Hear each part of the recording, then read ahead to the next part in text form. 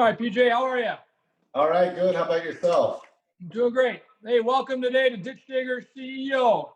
All right, thank you. We're happy to have you.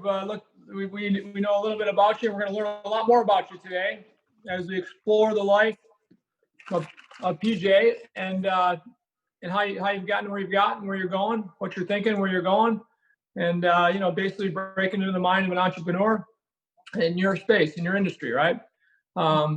So we like to start.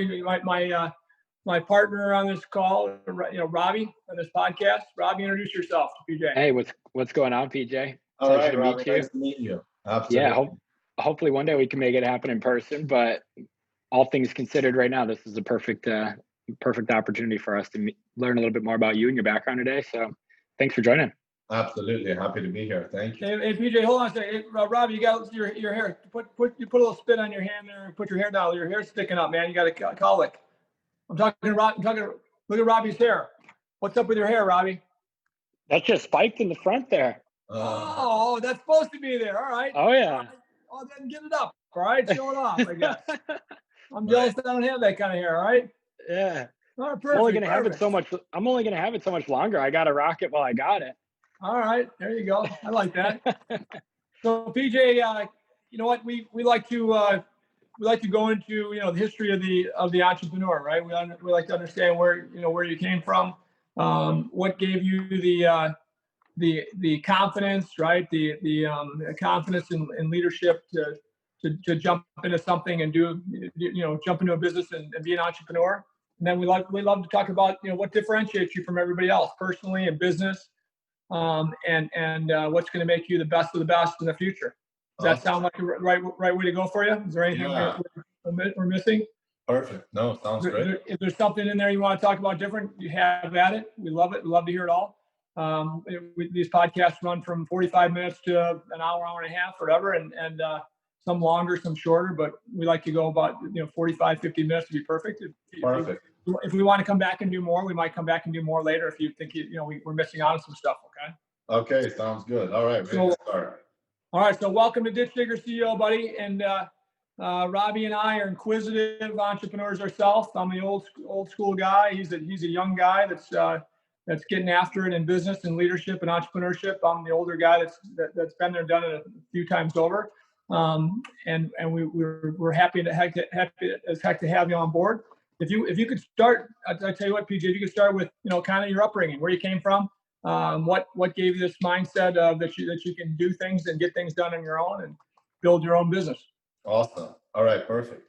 Yeah, so I initially came to the U.S. When I was about 7, migrated to the Maryland area, and I was very lucky because my dad was always, he was technical, he was an engineer, and he started a very small computer reseller firm. And that got me into working directly with computers at a very young age, like early teens. And I started, kind of putting together small machines, computers. Back then, Dell was there, but it was the very early days, in the late 80s or early 90s, I would say. And then I got me to the technical side. I then worked at Best Buy at the time, right in high school. It was called PC Tech, but it was basically the Geek Squad now. And then I got into doing a good amount of sales there as well because there was a lot of customer interaction. Now, I was always very good at sales. So I have a technical background, but I was always very good in sales.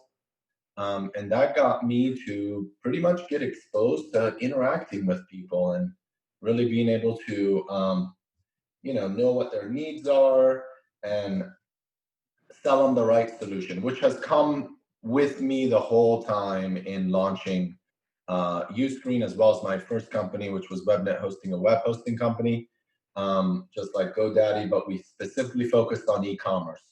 So to back up a little bit, high school, I worked at Best Buy, worked on multiple different, I also worked at CompUSA.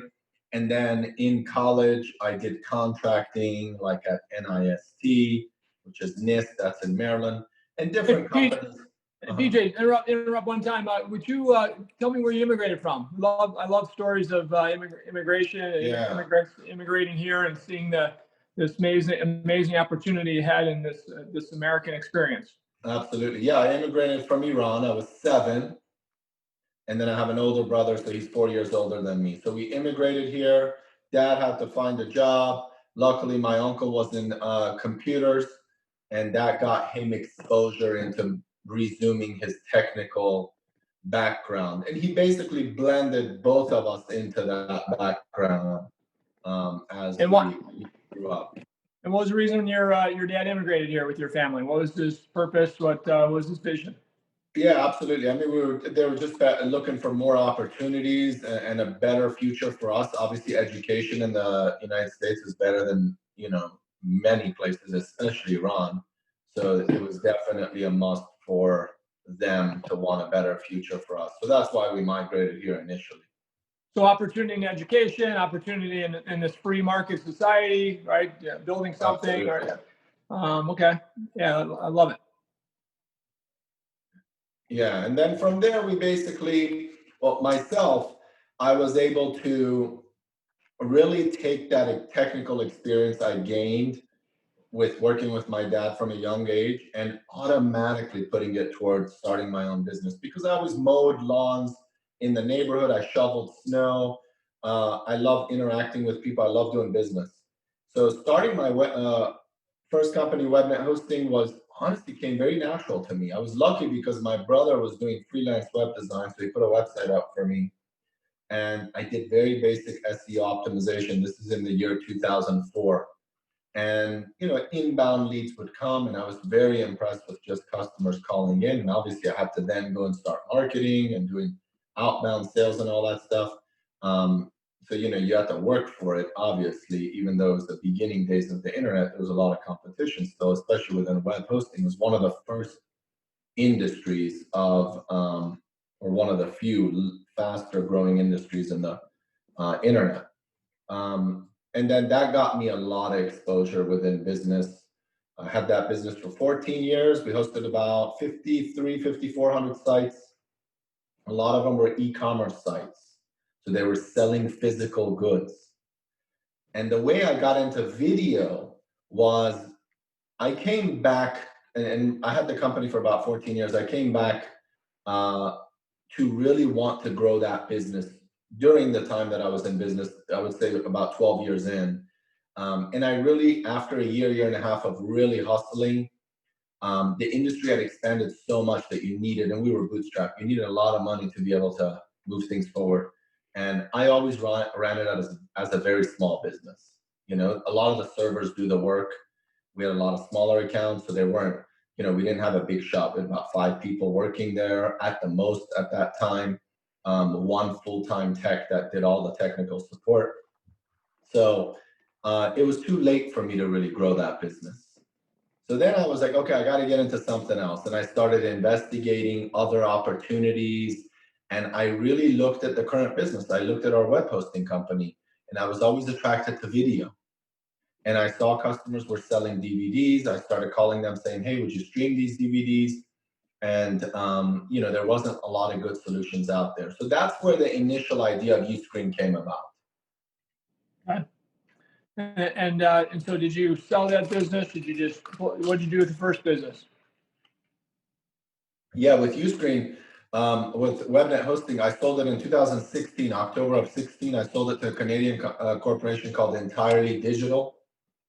And I still ran Uscreen for the first 2 years. It was bootstrapped, so WebNet funded it. I took some of the profits, and I put that into Uscreen the first 2.5 years. When it got to the point, kind of like a gas pedal and a clutch pedal, I kind of switched per se. But I did run both businesses at the time, but I was like, I got to focus. It's definitely, I wouldn't say it was a risky move. It was a risky move because the business wasn't off the ground, but it also wasn't, because if I had looked at the past history of 2 years, slowly we're regaining accounts, and I saw opportunity. And it was time to let WebNet go because it wasn't growing, right? For the first 10 years of WebNet, it went well, but I ran it as a small business. I didn't have the maturity in my 20s to really scale the business, right? But I have that maturity now in Uscreen, so it's a completely different animal. We really take the market by storm. So what you mentioned there, I mean, we've seen this in a lot of businesses, right? I mean, there's a way to be fairly conservative as an entrepreneur, right? I mean, to start something while you're doing something else, or to have the opportunity to build something while you've got a paycheck. So I talked to people that were firemen, or air traffic controllers, people that have time inside and outside their job to do something different, and it's pretty cool when you can have a business where you can actually build something while you're in that business. You have the security of a job, right? And yet you do your job great, but you have the opportunity with other hours outside work to build something that could be the business, right? The scalable business. And I've seen this happen many times. Man, that seems like the coolest way to do it, because really taking a lot of risk out, right? But then the risk does happen when you have to actually take both feet out of that secure spot into that startup. Now the risk is there, right? And we've done that with some companies within the Ravine Group, and my partners, my CEOs in these companies have done it, and it's worked out really well.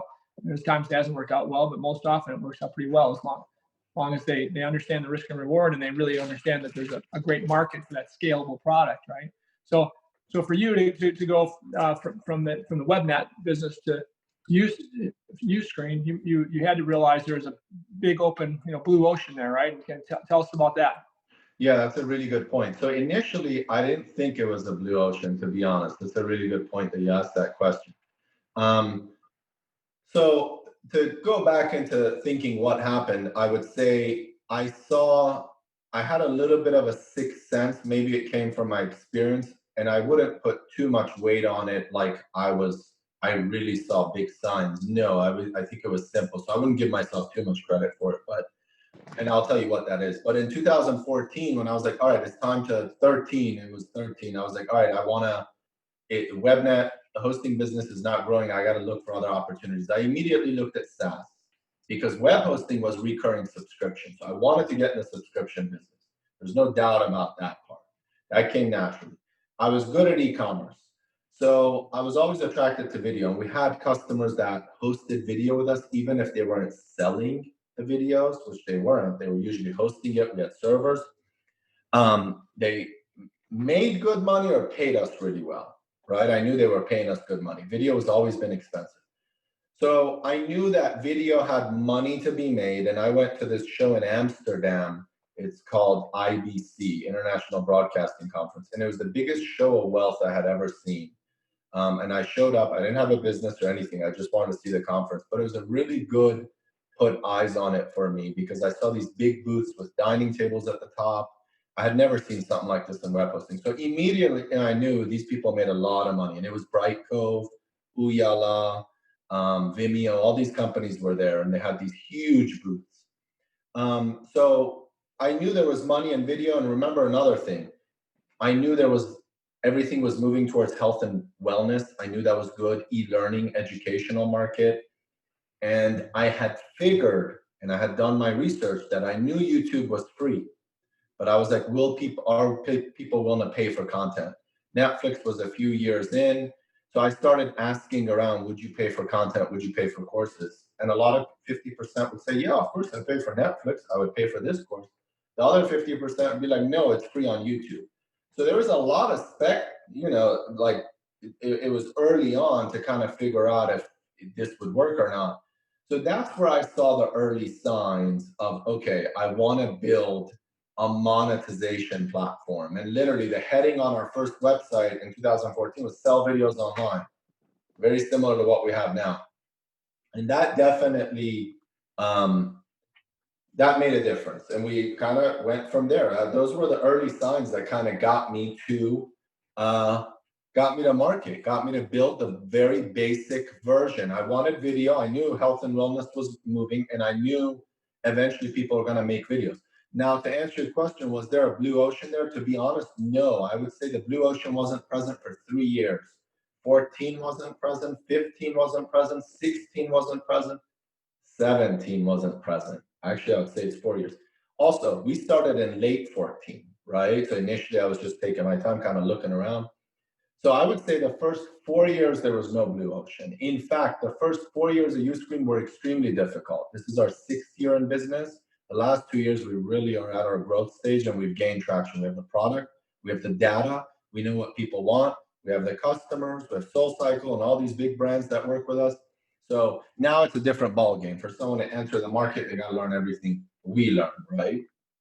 So the last 2 years we gained traction. The first 4 years, there was honestly not a blue ocean. In fact, one of our current competitors, Vimeo, which has a product called Vimeo OTT, it's a competitor to what we do.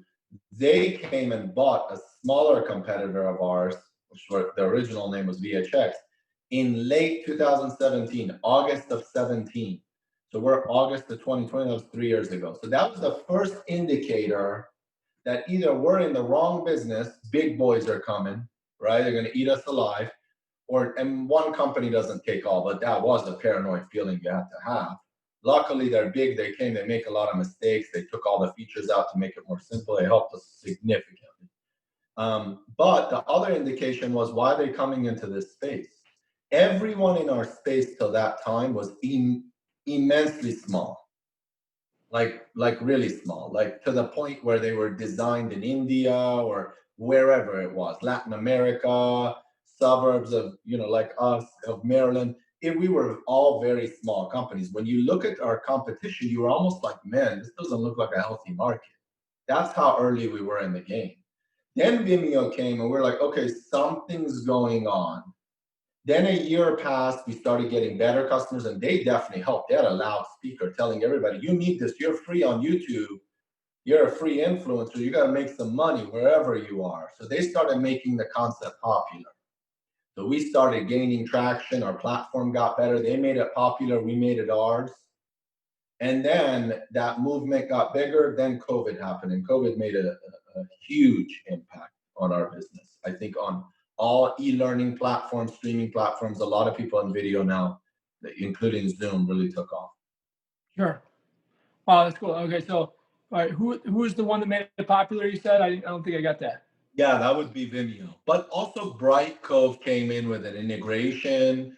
There was a few larger names that really came. As soon as Vimeo came, other people were like, oh, we got to do this too. They made it popular. Cool. And all right, so when you look at, like, again, 2 years ago to, all right, let's just say 8 months ago to now with the COVID issues, right? Becoming more, creating more impact to this business and more opportunity for this business, right? Where have you grown? What have you seen? Yeah, I mean, for us, we are not just a streaming platform. And remember, with COVID, everyone's stuck at home. Obviously, it's a global issue. It's unfortunate, and everyone's stuck at home streaming more content, right? But also people want to make money. So remember, the health and wellness customers, which is, a portion of our customers, the consumers, the audience, right, is sitting at home wanting to do workouts. So that immediately puts that demand huge for Uscreen, because we help fitness companies stream and distribute videos and make money to their members, right, selling videos, or behind a paywall, access only. And we do that for, Fitness Connection, iChuze, Vida, SoulCycle, a lot of these companies. Then you have the theater world, the arts, theater, and entertainment, concerts. There's a customer right now, getbackup.tv. I won't disclose numbers, but it's in the hundreds of thousands of dollars per event that they sell. So it's a virtual concert. It's no different than an in-person concert. It's virtual. We have 100 plus of those customers, but we do a really good job at it. We have our own infrastructure. We have our own video because we did hosting. So then you got that type of audience coming and saying, we can't reach our audience. You have a certain amount of people that can no longer show up to in-person that need to stream it. So that boosts Uscreen. The other portion is, all right, I got to make money with my content. I'm sitting at home. Then we got that audience too. It's not just us either. There's a lot of different e-learning and streaming platforms, including Vimeo and all the other guys doing the same thing. So I've got an event coming up in a week, less than 6 days away. There's 3,000 to 5,000 people in a location that is not all out there yet, because we have a governor that set down all these rules, no more than 50 people, on and on and on. Yeah. I've studied this stuff, immensely to understand that this COVID's not transferred outside in ultraviolet rays, as well as normal airflow, outside airflow, you can hardly get it. The odds of getting it are so low, right? We should, so my opinion, right? My own opinion is we should be out there enjoying outside, doing things outside, concerts and whatever, right? But that's not happening right now, of course, because the market is scared. So knowing that, I could actually take this event. Again, 3,000 to 5,000 people. I've got some national speakers coming in to speak, and it's gonna be a lot of fun. But I could actually take and figure out how to stream this then, to where you could. How fast could you react? Let's just say I'm a customer. I got, hey PJ, I got this event coming up 6 days away, man. How do I want to get this out to not just the 3,000 to 5,000 people there, but whatever I can, 20, 30,000 outside this event. How do I do it? How do I monetize it? Yeah, easy. I mean, you can get a site up in a day and set up a camcorder to connect. It's super easy, very easy. You could get it set up in a day. You need a few thumbnails, connect the camcorder, and you're good to go. Really? And how do you monetize it? Monetize is easy. Everything within Uscreen is built in. So the hosting, the streaming, the website template, the graphics, the countdown, the notifications, the monetization, the paywall, the credit card accepting payment system, the PayPal, all that's built in. So all you need to do is connect your camera to Uscreen. That's all you need to do. And upload a thumbnail or a banner or a logo, those basic aesthetics.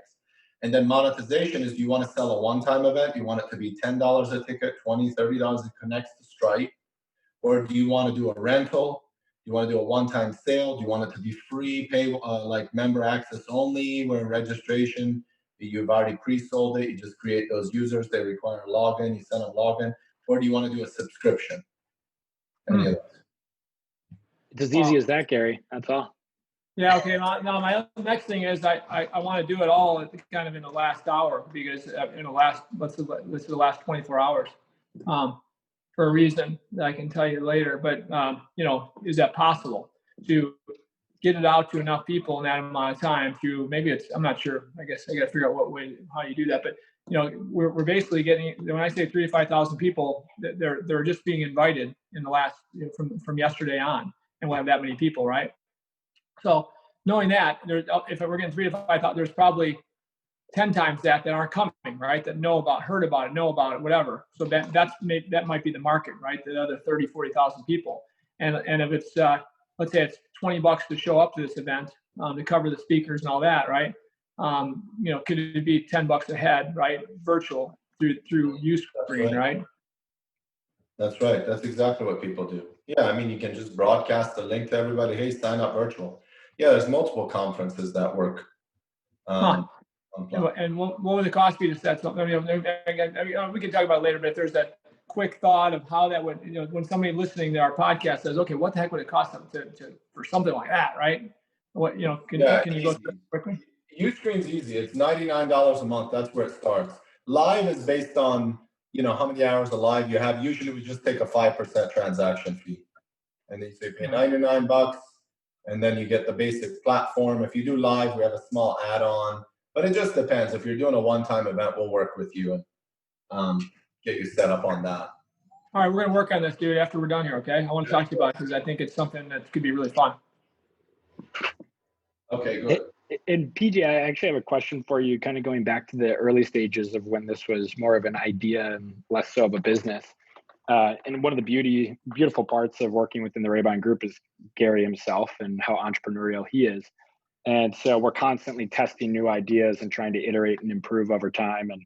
And so I guess I'm curious, when you guys were first really putting together the idea of what Uscreen would eventually become, and then trying to test the feedback from the market, what that original pilot program really consisted of. And then as you fast forward 4 to 5 years, like you mentioned, what sort of frameworks or takeaways have you actually learned through that process that are relatively scalable over time? Yeah, absolutely. I mean, there's so many ways you can test now. For me, I was almost amateur in that aspect, but I had the basics to know what to do to kind of get feedback. There's this saying, it's called getting out of the building.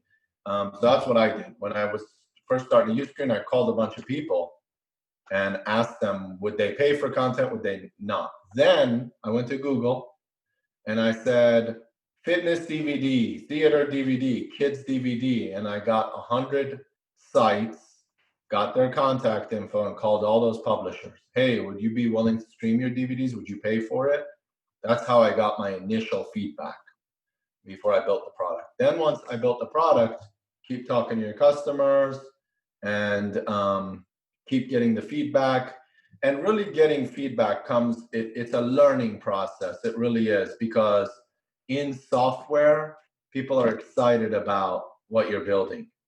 So they're going to give you a lot of feedback. If you listen to all of them, you're going to create a monster. And we made some of those mistakes. So building software is actually very complicated. It's not like building, like you look at Instagram, you look at TikTok, and all these things work perfectly.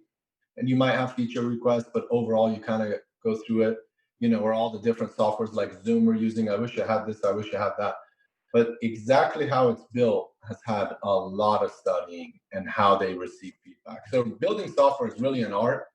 That's why most people don't do it well. There's going to be a certain number of customers that will attract to any software within the competition. But when you do a good job and you figure it out, we figured it out 2 years ago, 2.5 years ago. The first 4 years is just trying to build something complicated that does everything. Because remember, when the audience comes, a lot of them are not your potential audience. They think they're going to use it, they're not. And they're also going to be really excited. So you're going to get all this feedback and you're going to be like, oh my God, this is amazing. This company, and this happens to us. This company like TED Talks, which is a huge name, and you could be small, this exact scenario happens, wants us to build two-way video. And you're like, man, that's amazing. Everybody can use that.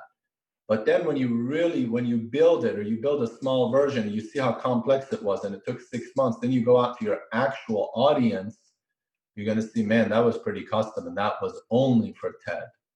You got to be really careful in getting feedback. And is it for my right audience? Is it the direction I'm pointing? There's no doubt you're going to have to focus on an audience, and then you can expand. You can't do everything for everybody. That's a big mistake. I'm telling you, I made that mistake extremely well many times. Right. So just focusing on the feedback loop then, right? Yeah, right.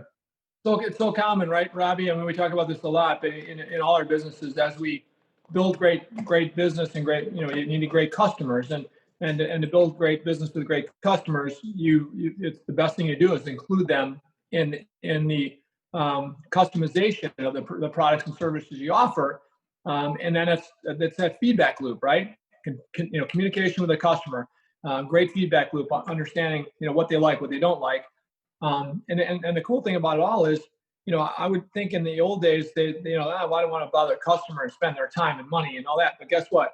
In my opinion, especially when you're talking about technology, customers embrace it and they become invested in it with their time, and they're your biggest cheerleaders if you do it right.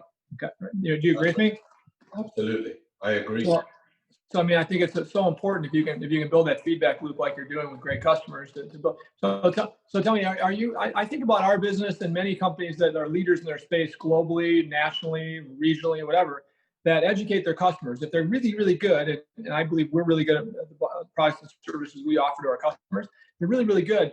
You're not afraid to educate them to the point where they're very wise buyers, right? And if you're good, there's no fear in that, because you're educating them to be the wisest buyer they can be. You're educating them to save money where they can save money and be smart about their budgeting, right? And so education is the key. You know, your competition might not like that so much, because the competition might want them to not be educated because their products and services aren't world class. So of course they don't want them to know that, right? So I guess my thing is, do you work with companies also big and small that say, hey man, I can educate my market better than anybody else. Let's build a product that does that. Are you into that as well? No, I don't think we're at the level where we have any customers like that yet, but I could see that happening in the future. There's no doubt.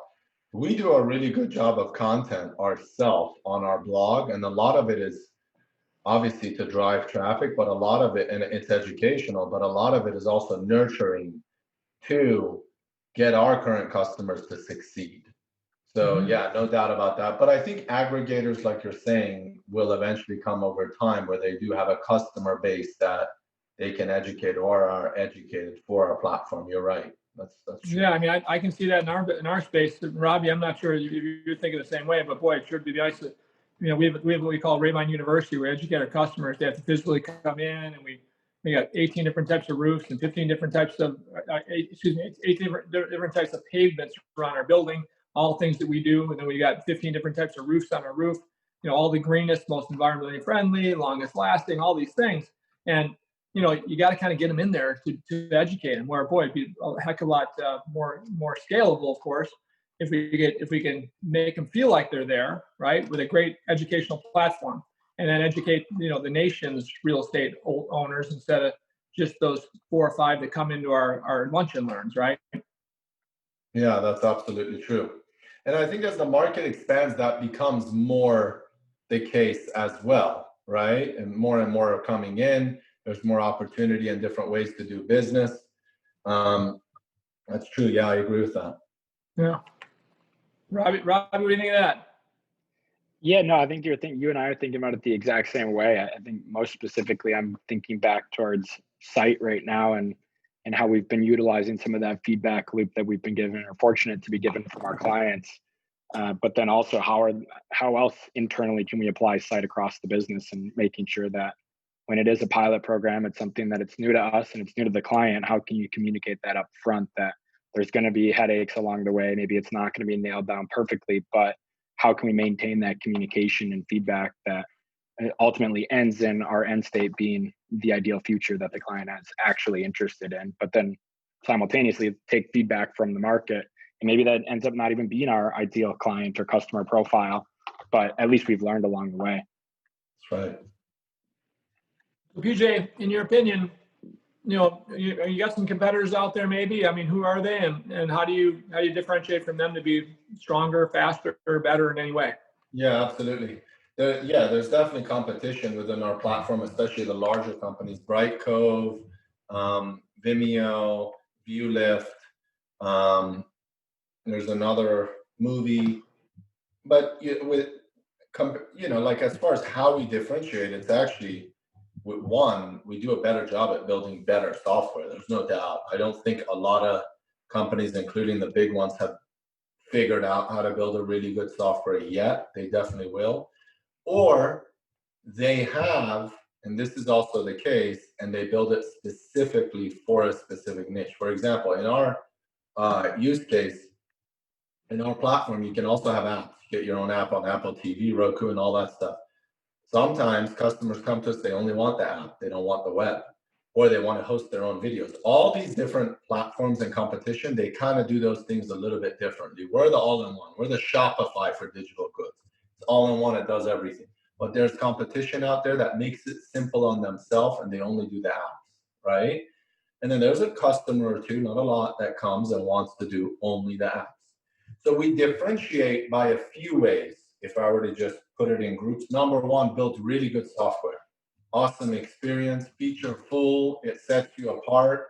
Keep innovating with features. Don't just copy the competition. Build stuff that your customers are saying and build it right. That's one. Second thing is customer service. This one I don't mess around with. I have a background in services. As far as web hosting, I offered services. And I do a really good job. I pick up the phone, especially initially. The first 4 years of Uscreen, I picked up the phone. I did sales. The first 2.5 years, I did the support too. So we pick up the phone. We do a really good job on sales. And we also do a really good job in customer support. We don't mess around. We do a really good job. 99% of our customers are pretty damn happy, Now, is there that 1%? Yeah, I mean, maybe, but I wouldn't even say it's that much. I would say we have really good customer support. So people don't wait days to get responses. They wait an hour. They wait same-day response. And we have end user support as well, which we do a good job. So awesome customer support, speaking to people, goes so far. And I think Amazon, Jeff Bezos, is the same thing. He's like, the customer experience, taking care of customers is key. If you do that and you don't have a good software, you will still gain business. If you do good customer service, you don't have a good software, you will still gain business. Seriously, that's very true. Sure. So offering a good service goes a long way. So that's the second thing we really focus on. What are your core values? Are you in this young company? What were your core values initially? Have they stayed the same? Have you changed those? Tell us about your core values and or if you have them. Yeah, absolutely. Well, we listen to our audience. Not one, we listen to our customers. We're transparent. right? We are very honest and fair with our team. We do a really good job in hiring really good people. So we really focus on treating everyone fairly, being very transparent, giving them good opportunities for growth. We treat the customers fairly. We're very open to feedback. We're very transparent about what we can and cannot do. We offer great service, and we really build to be the best platform on the market. You know, and initially, like I told you, the first 4 years, it was a struggle. The market hadn't caught up, and we were also not building perfectly for what we wanted to do for that audience as far as software goes. It was feature full, but it had too many features. Because when you build something for someone, it won't do something else for someone else. Sure. So we really focus on building something that's for the right audience, makes a huge difference. Cool. When you look at future, when you look at where you're going, where you're at now, where you're going 5 years from now, 10 years from now, knowing that technology continues to change, what's your vision look like, and how do you get your team to execute on the vision, to buy into the vision, right? From where you are today, where you're going to be 5 years, 2 years from now, 5 years from now, 10 years from now. Tell me how you think of that. We don't want to be too comfortable. We want to keep pushing. We don't want to be cocky in any way that like, oh, we gained traction, we're growing, we can just sit back. So we want to keep pushing, want to keep building really good software, want to keep listening to the market and the customers. So where will we be in a few years or 5 years? Completely innovating and keep pushing forward like it's our first day, and really building an awesome team. So far, we've done that. We have just like we have an eye for, okay, hey, we got to build this feature, this will do well. We have an eye for finding really good talent.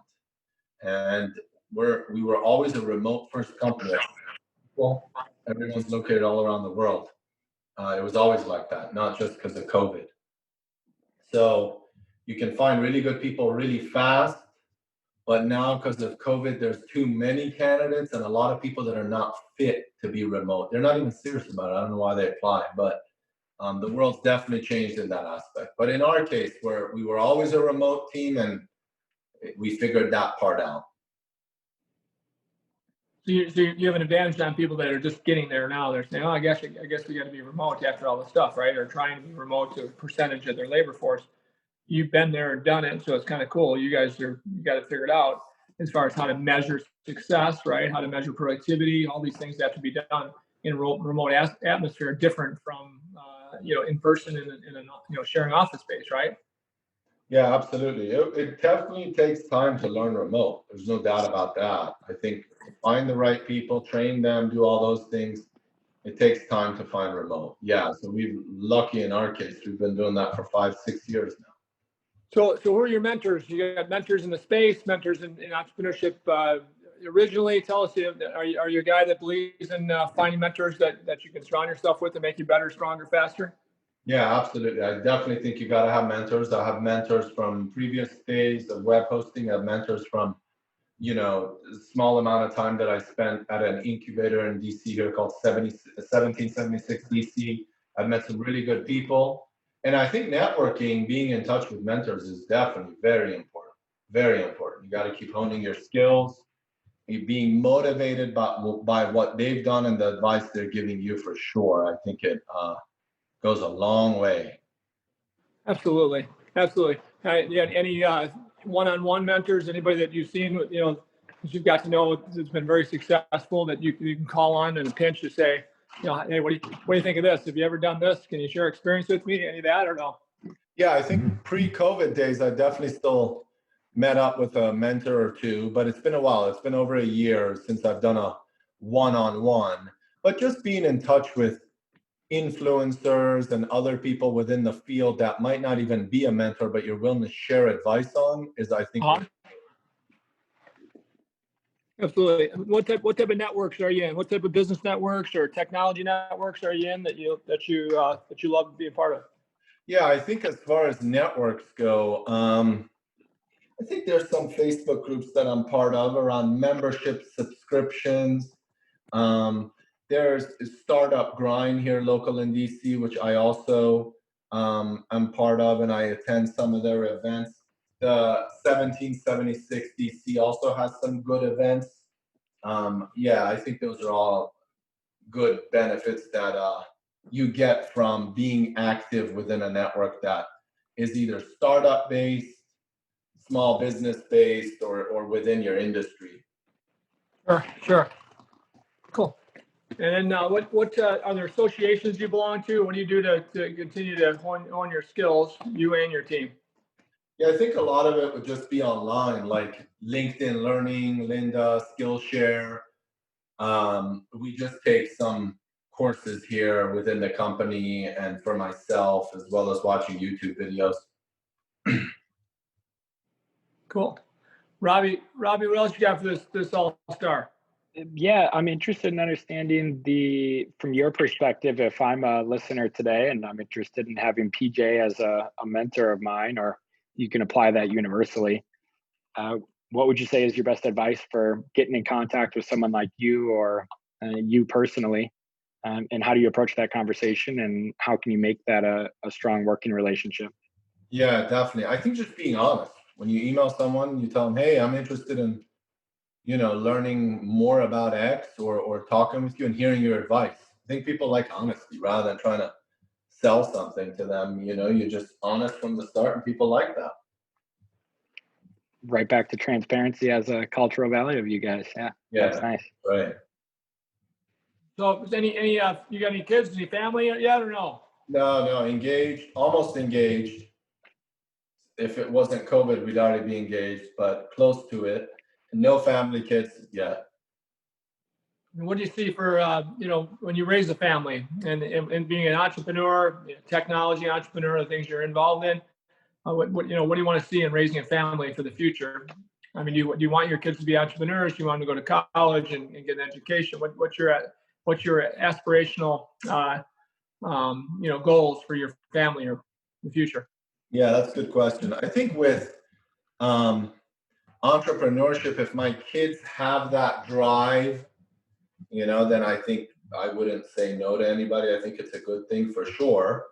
I think especially, let's say 20 years from now or 18 years from now, or whenever I have kids and they're old enough that they want, they're ready for their career, entrepreneurship will be a lot more easily adoptable, right? I'm 39 now. So when I was 20, 22, or 24 when I launched WebNet hosting, it's actually about 23 or so. It wasn't friendly at all. I mean, at all. To launch a business and you were young was not an asset. It was horrible.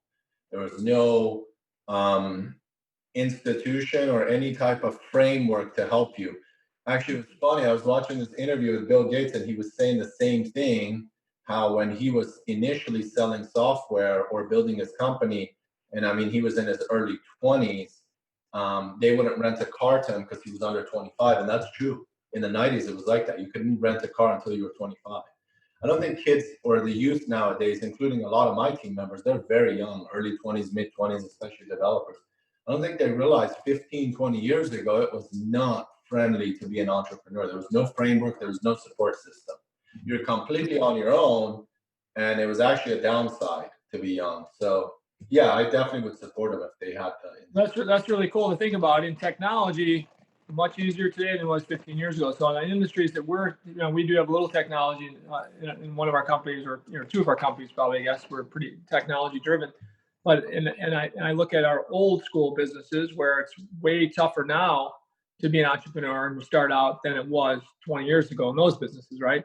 So a lot of times when I talk to our guests, and I talk to friends, right, I have the mindset of, man, it'd be tough for me to start in business like I did, and at 18 years old, right? It'd be really tough to do that today with all the regulation, all the red tape, cost of technology and equipment in our space.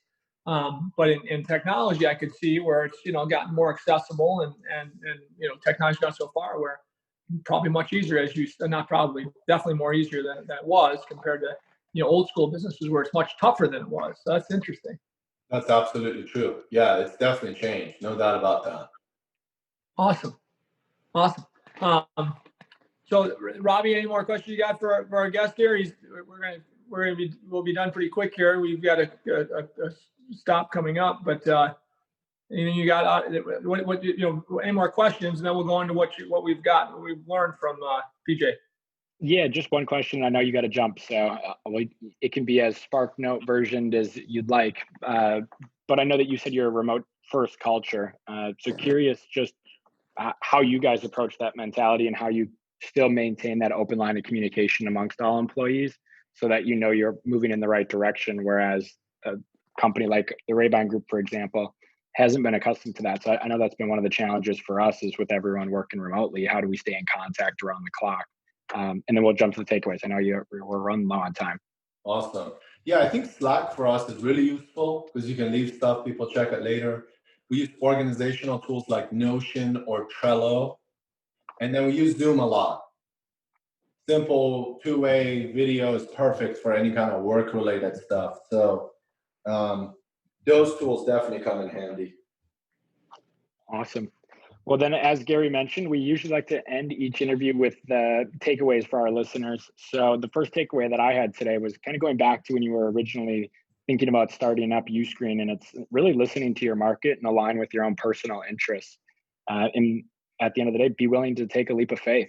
Like you said, you didn't fully trust that it was a wide open market, yet there was some inclination that you had deep down, and you knew it was going to be the right transition for you. And obviously that's paid off dividends in the long term here. The second was get out of the building. And I think that that's really, really important advice that can be as incredibly simple to digest. But it's really the most important element of getting a new business or even a new product launched is starting to have those conversations with your clients and being able to map out really who your target market's going to be for that. Third is focus on customer service first, and all the other pieces will really fall into place afterward. Fourth is don't focus on your competition, focus on your own product. And like you said, you guys believe in wholeheartedly that you have the best product on the market, and that's what's going to continue to set yourselves apart moving forward to the future. And lastly, never stop networking. Awesome. Yeah, I like that. Now that you rounded them up, that makes perfect sense. Really good tips there. I appreciate that. No, You gave them to us, buddy. So thank you. All right, great. That was great. And so really nice having you on, PJ. Appreciate your time, and let's talk in the near future about what I'm interested in this event coming up too. If you'd be okay with that. So maybe we'll get your cell number. We'll connect. Okay. But thanks for everything. We can't wait to see you continue to kick butt in the future and be a force to be reckoned with, buddy. I appreciate it very much. I appreciate your time. Thanks for listening, everybody. Until next time on Ditch Digger CEO. See ya.